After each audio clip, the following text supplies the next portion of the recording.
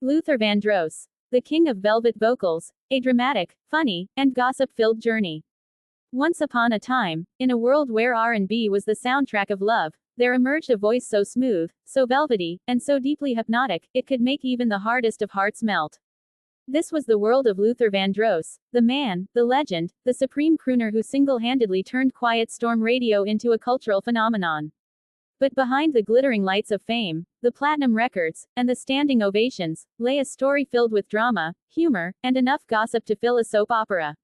Sit back, relax, and let me take you through the whirlwind that was Luther Vandross's life. Act 1. A star is finally born. Luther Ronzoni Vandross Jr. was born on April 20, 1951, in New York City's Lower East Side, to a family of music lovers. No, seriously, his middle name is Ronzoni. Yes, like the pasta.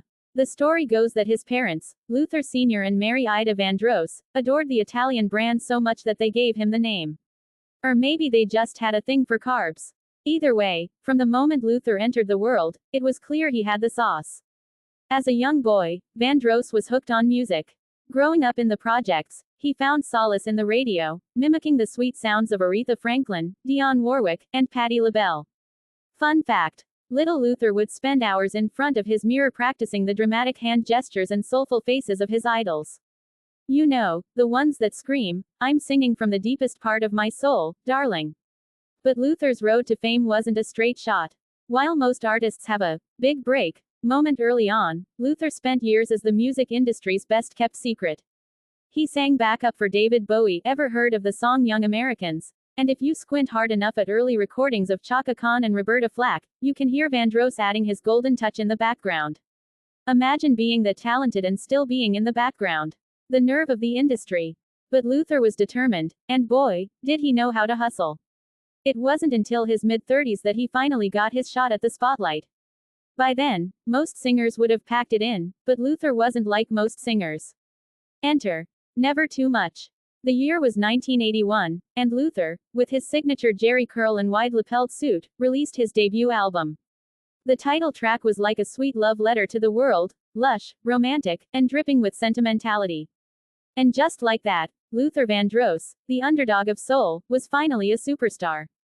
Act 2. The Velvet Rain. Once he hit the big time, Luther never looked back. The hits came rolling in. Here and Now, Dance with My Father, A House Is Not a Home, each one showcasing that unmistakable voice that could turn even the simplest lyric into a symphony of emotion. His voice wasn't just velvet, it was satin, silk, and maybe a little bit of gold thread, too. Luther could sing a grocery list and make you cry. But Luther was more than just a singer, he was a perfectionist. His attention to detail was borderline obsessive.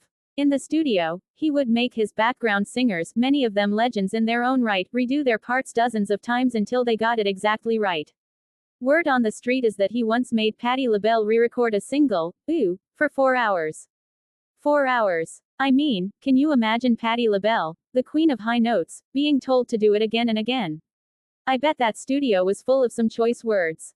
Despite his demanding ways, Luther was loved by everyone who worked with him. Why? Because Luther wasn't just talented, he was funny, charming, and had an epic sense of humor. He could roast you 1 minute and then compliment your outfit the next. Rumor has it, during one recording session, he joked that if he wasn't a singer, he'd make the perfect wedding planner because he was always so damn organized. Can you imagine Luther Vandross coordinating your wedding playlist?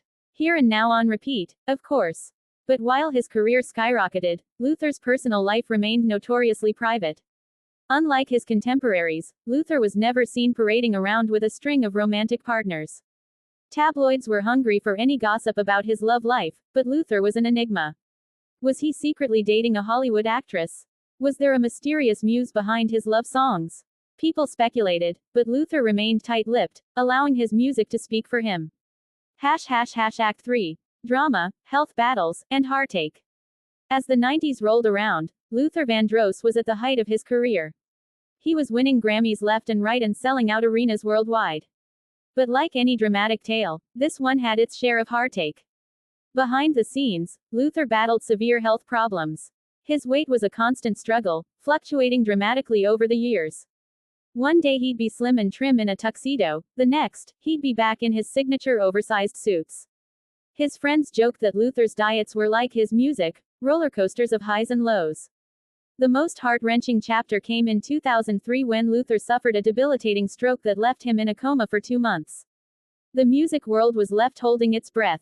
Would Luther's golden voice be silenced forever? Would he ever return to the stage? The gossip mills churned, and rumors flew about his condition.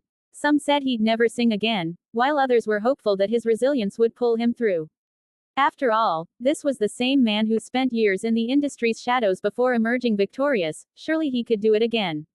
And return he did. Though his health never fully recovered, Luther's comeback was triumphant. His final album, Dance with My Father, became one of his most successful, winning him 4 Grammy Awards. The title track, a tribute to his late father, was a poignant reminder of the vulnerability beneath Luther's polished exterior. For a man who had spent decades serenading the world about love, this song was his most personal. But as dramatic as his comeback was, it was short-lived. Luther Vandross passed away on July 1, 2005, at the age of 54. The news shook the music world to its core. Legends like Stevie Wonder, Aretha Franklin, and Beyoncé publicly mourned his loss. But it wasn't just the celebrities who felt the impact. Fans around the globe, those who had slow danced to his songs at weddings, played his records at family gatherings, and belted out his tunes in the shower, felt like they had lost a friend. Act 4. The Legacy. Even after his passing, Luther Vandross's legacy continues to grow. His influence can be heard in the voices of countless artists today. You know those melismatic runs that every R&B singer does? Yeah, you can thank Luther for that. John Legend, Usher, and Alicia Keys have all paid homage to him, acknowledging that without Luther, the landscape of modern R&B would look very different. But beyond the accolades, the Grammys, and the sold-out tours, Luther's true legacy lies in his ability to connect with people on a deeply emotional level. His music wasn't just about hitting the right notes, it was about making you feel something. He could sing about heartbreak, and suddenly you were reliving your own breakups. He could croon about joy, and it felt like sunshine was pouring out of your speakers. In a world of autotune and manufactured pop stars, Luther Vandross was the real deal. He was the velvet voice that reminded us all what it meant to love, to hurt, and to dream. So, what's the final gossip on Luther? He was a man who lived his life with grace, talent, and a wicked sense of humor. He kept his personal struggles private, but his music, that was his gift to the world, a gift that keeps on giving. Whether you're reminiscing about your first slow dance or just need a good cry, Luther Vandross has got you covered. And let's face it, in the kingdom of R&B, Luther will always be the king of velvet vocals. And remember, as Luther once said with a sly grin, if you can't love yourself, call me, I'll sing you a song about it.